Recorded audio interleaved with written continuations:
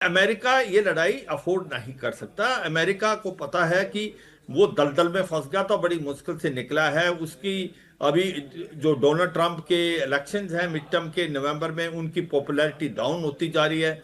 और अगर आप तैयारी से देखें तो अमेरिका की तैयारी कम है, क्योंकि उसके हथियार काफी हद तक कम हो गए हैं। नेटो के अंदर भी जो हथियार थे वो भी बहुत कम है। ऐसे में वो बिल्कुल नहीं लड़ना चाहेगा, क्योंकि उसको मालूम है जीत जो है वो पक्की नहीं है। जबकि ईरान की हालात अच्छी है। ईरान के पास 60% उसके मिसाइल, रॉकेट और ड्रोन अभी भी बरकरार हैं। अगर दोबारा हमला होता है तो फिर ईरान क्या पलटा, मुझे लगता है भारी होने के चांसेस हैं। इसलिए अमेरिका कभी नहीं चाहेगा लड़ाई। कौन लड़ाई चाहता है? इजराइल चाहता है। इजराइल चाहता है कि लड़ाई चले।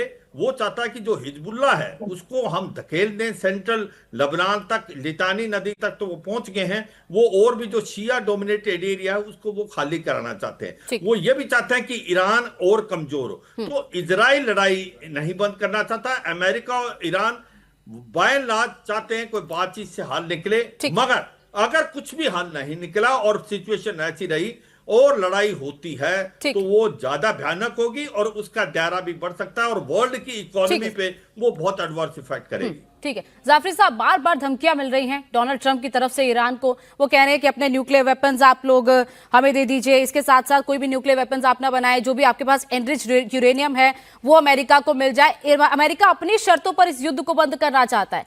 क्या ईरान एग्री होगा, या फिर आपको लगता है कि डोनाल्ड ट्रंप सिर्फ खोखली धमकियां देते हैं, कर कुछ नहीं पाएंगे, क्योंकि वो भी चाहते हैं कि युद्ध दोबारा से शुरू ना हो? जी शुक्रिया, बहुत बहुत आदाब अर्ज करता हूँ तमाम पैनलिस्ट को। देखें, मैं आपको पहले दो पॉइंट्स में बोल दूं कि ये जंग क्यों हो रही है। ये जो मीडिया में और डोनाल्ड ट्रंप बोल रहे हैं, पूरी दुनिया जानती है कि ये टोटल नॉनसेंस है। डोनाल्ड ट्रंप को ईरान से ऑयल चाहिए और इजराइल को पड़ोसी देशों पे कब्जा करना है।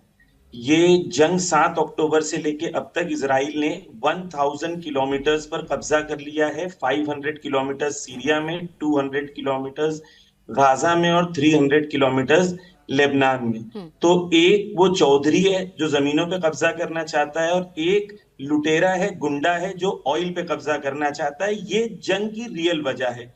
बाकी आप न्यूक्लियर वेपन ये सब तमाशा है दुनिया में दिखाने के लिए। जिस तरीके से सद्दाम को कहा था वेपन्स ऑफ मास डिस्ट्रक्शन है, सीरिया में कहा था केमिकल वेपन्स है, लीबिया में ये कहा था, पूरी दुनिया ने देखा सब झूठ था। तो अगर अभी भी हमें इतनी जंगों के बाद भी नहीं समझ में आ रहा है कि ये झूठे हैं और हम इनकी बात को सच समझ के उस पर डिस्कशन कर रहे हैं, तो वाकई हमें अपनी अक्लानियत पे सवाल करना चाहिए।